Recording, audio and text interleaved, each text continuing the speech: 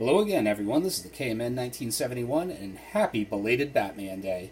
For all the new subscribers out there, first of all, thank you for watching and subscribing. But this is an annual event that I kind of do, at least for the last couple of years. Every year I take one comic book collection spotlight on the weekend of Batman Day, and I essentially just throw like a greatest hits of all the keys, whether small, major, or medium, I guess, that I've accrued over the past year since the last Batman Day, and as a way of keeping a vlog for myself personally, of seeing what Batman titles that I've picked up, and it's just something for fun, so I hope you all like it. Basically, this is the last year's worth of Batman keys that I've picked up, along with some other books that I've either spaced out, picking up out of my PC to show off before, or books that weren't really worth anything and have kind of accrued value over time. So mostly all Batman titles, and some Batman family titles thrown in there also. So hope you all like it. For more Batman goodness, please check out my comic book collection spotlight number 1 and number 17. Alright, so without any further ado, so I can try to get this through before the 1 o'clock game start, Batman number 193. Nice Silver Age issue, just something to look out for though. Even when the spines look immaculate, like this one does, and another one I'll be showing you a little bit later, there is like a slight like cover tear separating from the spine. So it's not like a spine tear, but I don't know, you would call it maybe a cover pull. So something to look out for with these old Silver Age giants. Book I'm psyched to have in my PC. Picked it up last year. Batman number 197. Beautiful copy too. I'd say this is like VF plus. And this is the first time that Barbara Gordon as Batgirl appeared in the Batman title, and I want to say her 3rd overall appearance.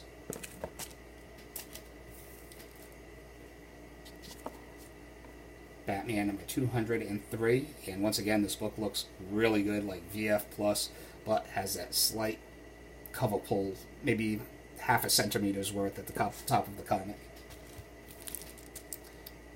Book I just showcased last week, Batman number 307, first appearance of Morgan Freeman. I'm kidding, Lucius Fox.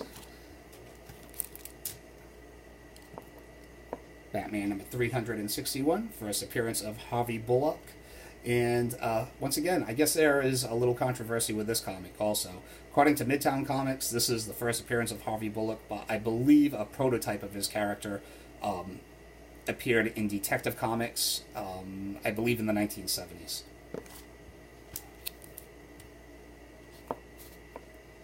Batman number 408, and this features the post-crisis origin of Jason Todd. Book that wasn't really worth anything. I picked this up in a dollar bin probably about maybe 4 to 5 years ago. Doesn't go for much now, but probably one of those between $10 to $20 issues.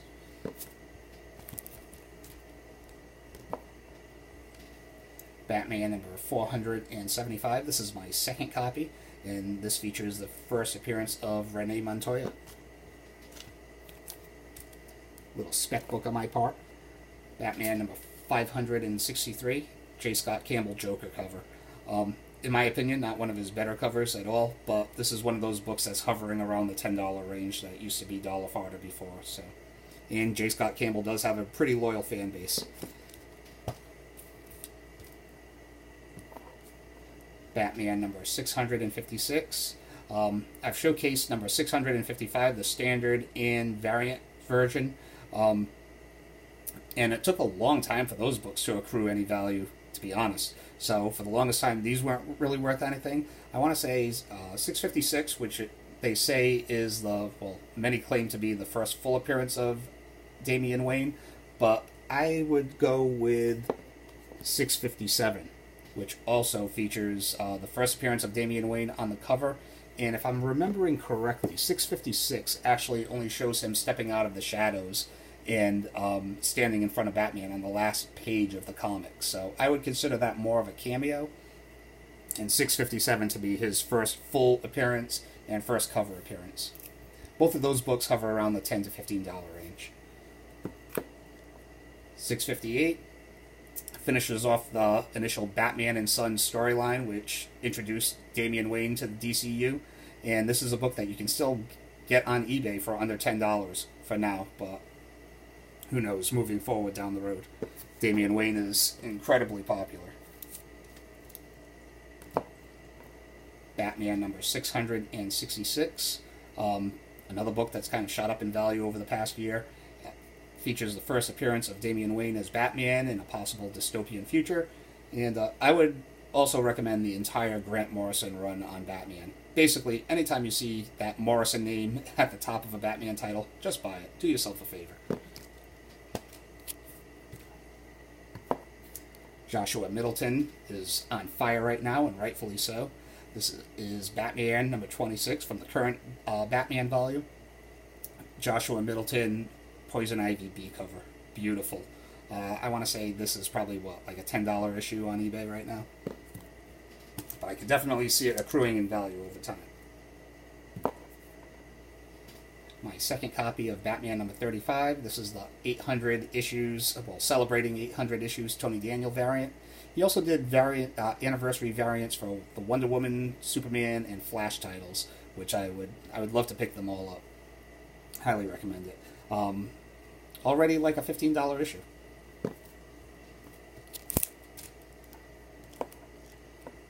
Detective Comics number 367. Nothing really special about it, just a nice vintage Silver Age issue in very fine condition. Book I just showcased last week, Batman number 457, very high grade, very tough black cover. Features the first appearance of Leslie Tompkins and the origin of Batman.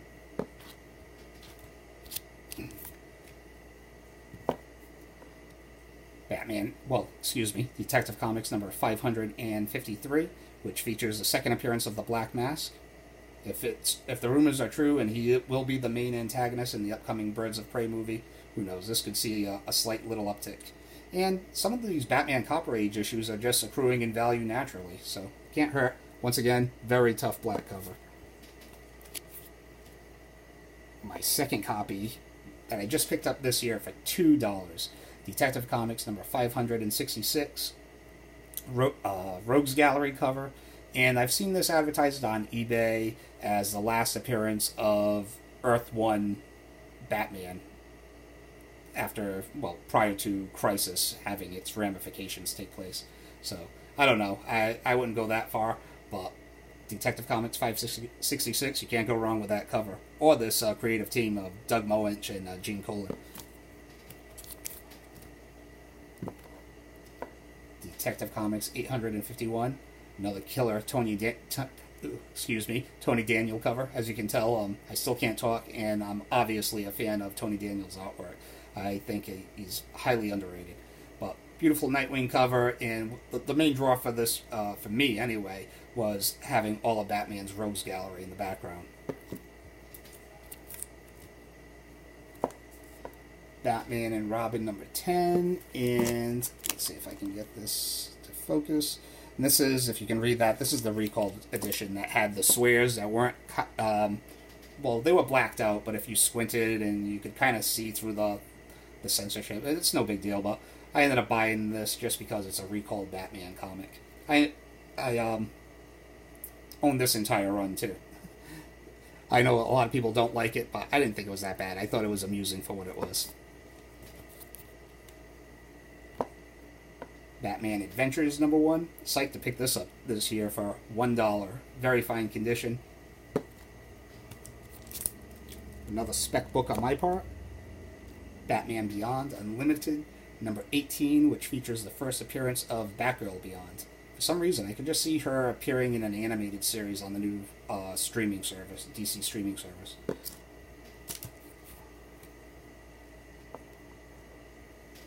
Batman Gotham Adventures number 1.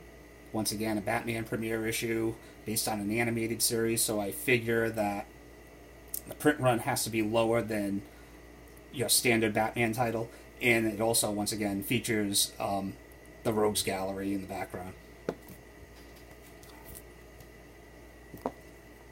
Batman Incorporated number 2. Nothing special about it, but just features this really sweet Talia variant cover.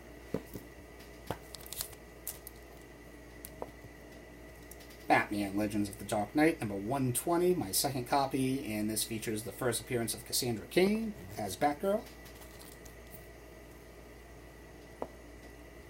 Batman Shadow of the Bat, number 83, an example of a book that was hot, and then it was not, and it was a dollar fodder, and now it's probably back up to $10, $15, maybe a $20 book. Features the first appearance of the Huntress as Batgirl, and that is just a killer cover.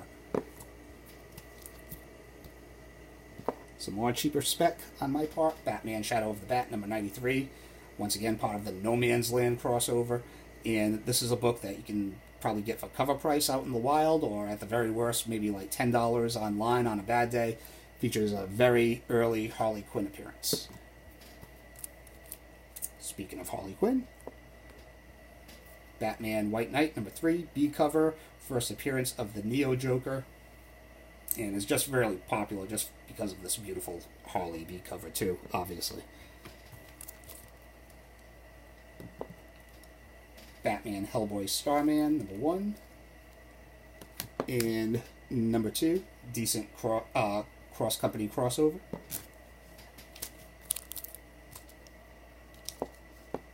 DC 100-page super spectacular, number DC-14. Which features just a bunch of reprinted Golden Age stories. But I'd never seen it before, so I thought it was pretty cool.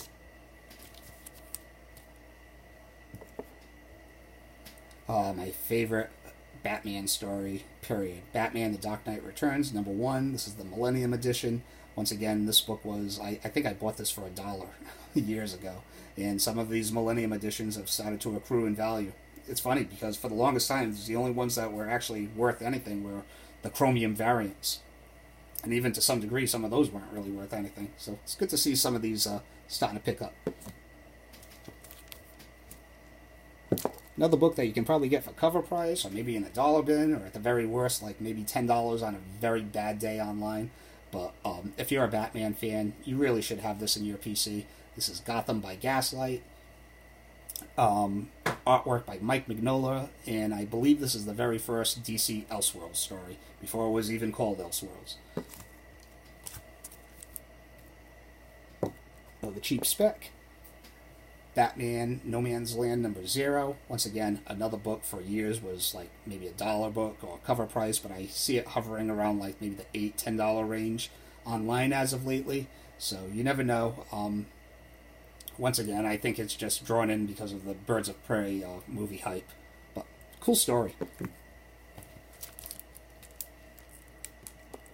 Brave and Bold, number 197, which shows how the Earth 2 Batman and Catwoman became an item and eventually ended up getting married, which I like that.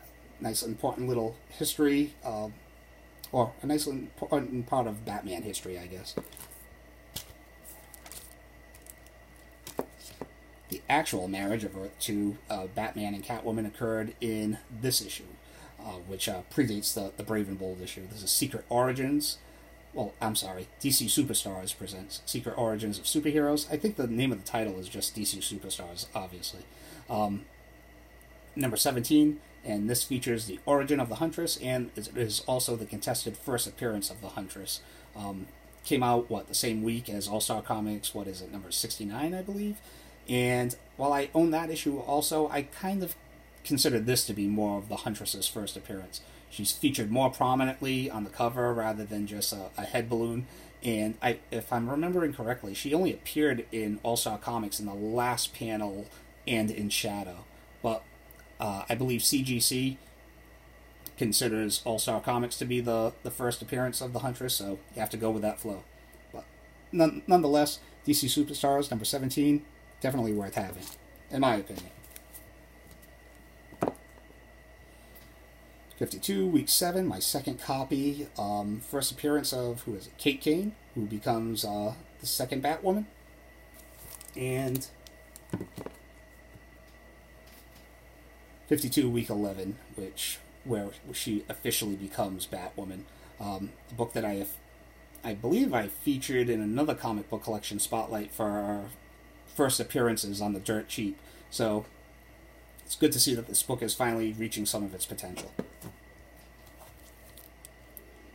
more Joshua Middleton goodness. Batgirl number 20, just a beautiful Joshua Middleton cover, probably his second best Batgirl cover out there in my opinion. Black Canary Oracle, Birds of Prey, number 1. According to CGC, this is the first appearance of Birds of Prey, so I definitely wanted to get that in my PC. I've wanted this book for a while, actually. It started to accrue in value after the Birds of Prey announcement, so before anyone is cast and any still shots go online, I wanted to pick this book up. So, very happy. Tough white cover, and it is beautifully illustrated by Gary Frank. Another book that I showcased on a prior comic book collection spotlight for, once again, that same video of first appearances on the Dirt Cheap. This is the Huntress, number 1, featuring the first appearance of the second version of the Huntress. Helena Bertinelli, I believe her name was. The daughter that from the mob family. So this is the current incarnation of the Huntress that's being used currently in the DC Universe, and also allegedly the version of the Huntress that will be featured in the Birds of Prey movie. Once again, a book that was worth like maybe $1. I don't think it goes for much now. I think maybe like $10 on a bad day. For now, though. Gotham City Sirens, number 16. Number 17. And number 18. I still like picking these up if I can find them under $10. Even though that there isn't any more Gotham City Sirens movie hype, these books never really came back down in value. I think maybe issue number 1 did, but as far as collecting the whole series, I mean, if you find these in dollar bins, I would definitely light that dollar bin up. Here is my second copy of Nightwing number 1, and now I have 2 newsstand copies of Nightwing number 1, which I think is pretty cool. I picked this one up out of a dollar bin this year. And I will end it off with, in my opinion, the coolest new addition to Batman's Rogues Gallery, which is odd for me because I usually hate mashups, but the Batman Who Laughs kind of won me over during the metal event. So here we have Teen Titans number 12, the standard version, I believe the B cover, or maybe it's vice versa, I'm not sure. This one goes for a bit more because the Batman Who Laughs obviously appears on the cover, and this character still has a lot of potential. Spoiler alert, for those that read the current Justice League title, he appeared on the last page, and I guess he'll be a recurring villain for the upcoming storyline. And also, I'm very psyched for the upcoming Scott Snyder and Jock, the Batman Who Laughs miniseries that will debut, when? In December? So really cool. So, thank you all for watching, liking, and subscribing. My last video was actually my 2-year mark of uploading on YouTube, so very cool. Figured I'd mention that, considering I titled my last video the 2 years later haul, and I never actually explained it during the video. Short-term memory deficit strikes again. So, yeah, that's all. That's all I have for this week, so thank you all for watching, liking, subscribing. I hope your football teams win today, as long as they're not playing my football team, and if you're a football fan. So, yeah, take care. I will see you all later, probably with another dollar bin binge from the Fringes video, probably within, I don't know, 2-3 weeks. I'm not sure. But, yeah, thank you all for watching, liking, subscribing. I probably said that like 3 or 4 times already, so I'm just going to say, see ya! Bye!